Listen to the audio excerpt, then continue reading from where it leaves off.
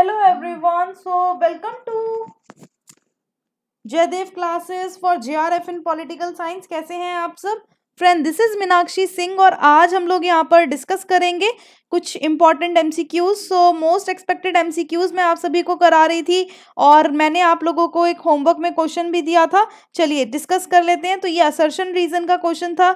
यहाँ पर असर्शन दिया हुआ है और रीजन दिया हुआ है। असर्शन कहता है कि for Locke labour is a source of justification of property. Reason कहता है its function is to turn the earth into consumable goods, है ना, कंज्यूमेबल गुड्स। तो यहाँ पर राइट आंसर क्या होगा? देखो यहाँ पर अभिकथन कहता है कि लॉक के लिए श्रम संपत्ति के स्रोत और औचित्य है। कारण कहता है कि इसका कार्य पृथ्वी को उपभोग्य वस्तुओं में बदलना है। सो यहाँ पर राइट आंसर क्या हो जाएगा? Correct answer is option number A. For Locke labour is a source of justification of property because it function is turn the earth into consumable goods. Next question is, which one of the following feature of Rawls concept of veil of ignorance is not true? तो आप सभी को पता ही है, इसको अज्ञानता का घूंघट बोलते हैं। क्या कहते हैं? अज्ञानता का घूंघट। No one knows his place in society, his position and social status. No one knows his fortune in the distribution of natural asset and abilities. The parties know their special psychological prosperities. The parties do not know their conception of good. So यहाँ पर right answer देखो, हिंदी में एक बार देख लो। Rawls के according अज्ञानता के घूंघट के बारे में कौन सी विशेषता सही नहीं है? तो समाज में उसका स्थान, वर्ग, स्थिति, सामाजिक स्थिति कोई नहीं जानता, है ना। प्राकृतिक संपदा और क्षमताओं के वितरण में कोई अपना भाग्य नहीं जानता। पक्षकार अपनी विशेष मनोवैज्ञानिक प्रवृत्ति को जानते हैं। पक्षकार अपने अच्छे भरे के बारे में नहीं जानते। तो यहाँ पर वेल ऑफ इग्नोरेंस बेसिकली क्या होता है? जो यहाँ पर जब जॉन रॉल्स है ना, जॉन रॉल्स को मॉडर्न सोशल कॉन्ट्रैक्टर माना जाता है, ये ध्यान रखना। जैसे हम पहले की बात करें, अगर हम एशियन टाइम की बात करें तो लॉक हो गए, हॉब्स हो गए, है ना। लॉक, हॉब्स, रूसो, इन तीनों ने सोशल कॉन्ट्रैक्ट बताया और बहुत अच्छे से डिस्क्राइब किया। लेकिन मॉडर्न सोशल कॉन्ट्रैक्ट कौन बताता है? तो रॉल्स बताते हैं। तो रॉल्स ने कैसे बताया? रॉल्स ने वेल ऑफ इग्नोरेंस के जरिए बताया। वेल ऑफ इग्नोरेंस क्या था? वेल ऑफ इग्नोरेंस एक ऐसी सिचुएशन थी जहां पर कोई भी व्यक्ति अपने ना तो स्थान, ना ही वर्ग, ना ही सामाजिक स्थिति, ना ही क्षमता, ना ही अपना अच्छा बुरा किसी भी के बारे में नहीं जानता था। ठीक है, तो यहाँ पर राइट आंसर आपको पता ही लग गया होगा। Right answer is option number C. ठीक है, ऑप्शन नंबर सी क्या हो जाएगा? करेक्ट आंसर होगा। ओके, चलो नेक्स्ट क्वेश्चन पे चलते हैं। नेक्स्ट क्वेश्चन है आपका, अरे ऊपर चला गया, चलो ये देखिए। Who among the following describe the welfare state is a kind of enslavement. ये काफी बार आया हुआ है। किसने कल्याणकारी राज्य को एक प्रकार की दास्ता के रूप में वर्णित किया? अब ये कौन है? कोई अनार्किस्ट है ना। अरे वाह, very good. So right answer is Robert Nozick, है ना। कार्ल पॉपर होंगे या फिर हयाक होंगे, रॉबर्ट नॉजिक हो जाएंगे। तो आप सभी को पता है हयाक कौन है? कम्युनिटेरियन है ना। कार्ल पॉपर क्रिटिक करते हैं प्लेटो का। Very good. चलो नेक्स्ट क्वेश्चन है, ईएमएस नंबूदरी पाद बुक जो है महात्मा एंड इज्म, ये एनालिसिस है Mahatma Gandhi from the point of view.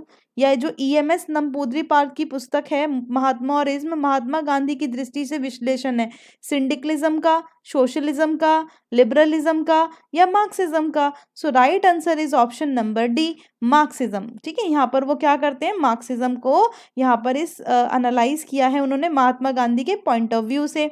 Next question है आपका, कौन सा स्टेटमेंट जो है वो सही नहीं है in case of MN Roy? तो he prepared a model of constitution for free India, sovereign power was vested in the people, peoples committee to set up villages to towns and city, he did not concede the right of succession to its constituent units.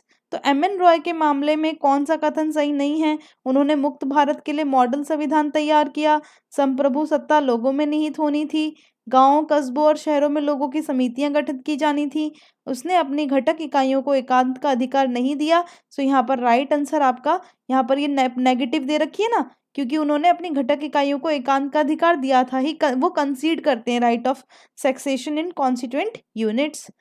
ठीक है, next question है आपका, कि कौन सा statement सही नहीं है।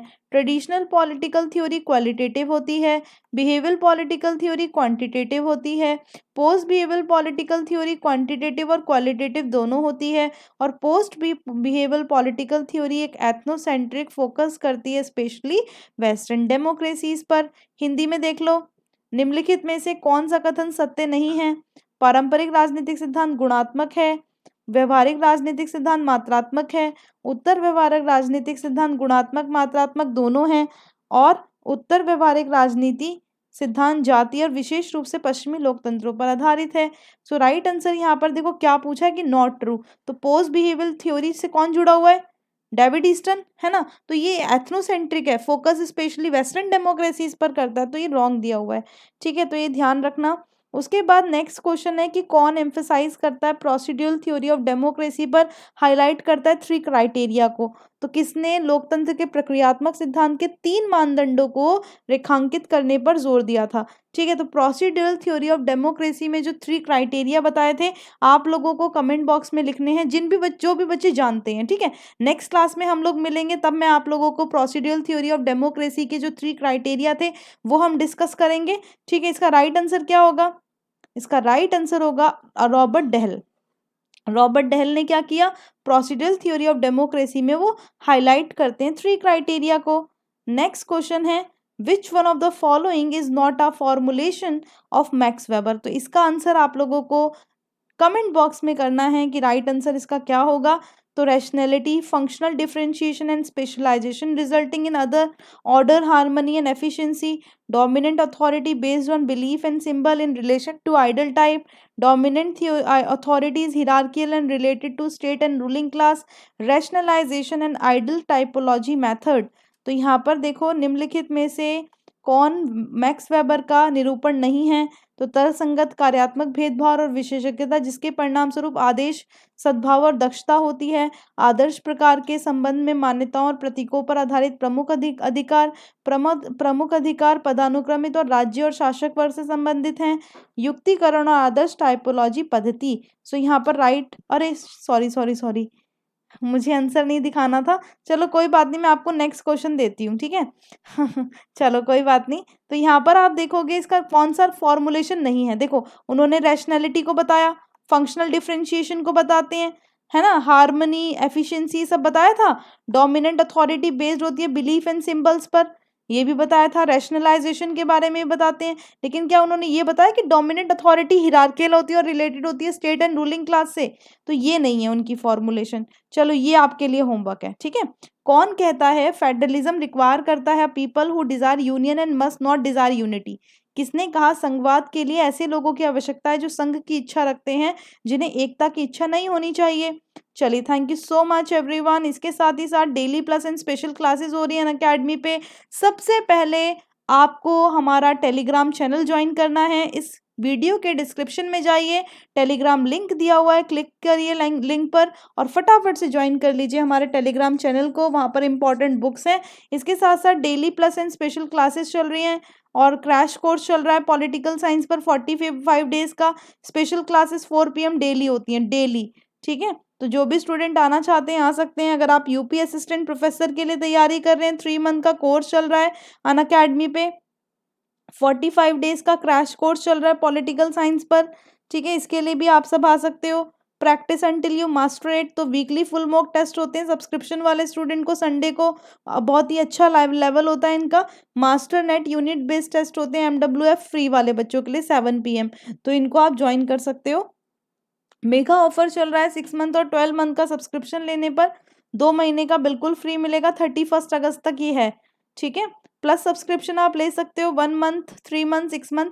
जब आप मेरा रेफरल कोड यूज़ करोगे तो ये आपको बहुत कम के पड़ जाएंगे, 10% ऑफ मिल जाएगा आप लोगों को, ठीक है। और यूज़ करना मेरा referral code Meenakshi live for getting 10% discount.